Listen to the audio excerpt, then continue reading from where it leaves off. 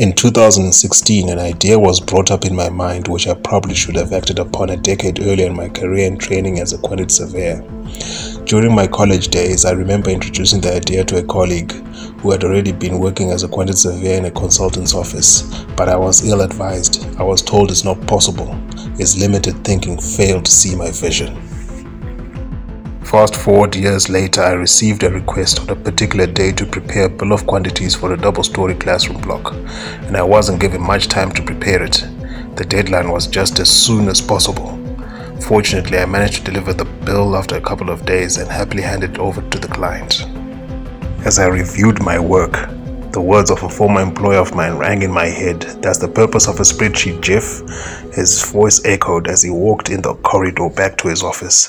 He was checking my progress on a tender he had tasked me to undertake, and he was reminding me that I did not have to manually calculate certain numbers all the time in Microsoft Excel. Obviously, I had already been working in spreadsheet for years, and I was already aware of functions for different operations in calculating and presenting data. But it was at that moment that I felt that more can be done to minimize the amount of time it takes to prepare and price a bill of quantities. Soon after completing the classroom block, I received another request to prepare a bill for a chapel, and this time the deadline was yesterday.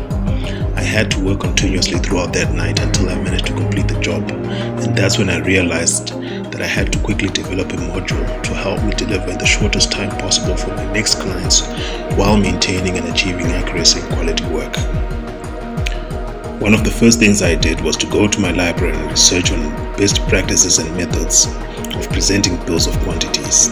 The first book I read was the Quantity Surveyor's Handbook. It really was resourceful, but focused mainly on functions of the quantity surveyor and the different capacities and aspects in the industry. Another book, or should I say manual, that I read was the New Rules of Measurement 2.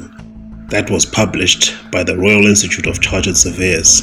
It helped me a lot in formulating the layouts I use in my pricing modules today. After my research, the actual work began. The moment I had the design revealing itself in my mind, I would action it in Microsoft Excel. The process continued, and not too long after, I started working for at least 20 hours a day, every day for the next 6 months, just to develop the bill of quantities for a typical bungalow. More and more information would get downloaded into my mind, that I concurrently started developing a module for a duplex together with my first project for the bungalow. Today, I have 5 main pricing modules that cater for different types of projects amongst many others, and I'm in the process of developing even more. These modules basically advise on quantities of work, materials and their associated costs based on designs provided, timelines to achieve tasks required on site to construct the design, and reports in the form of metrics, scoreboards and dashboards.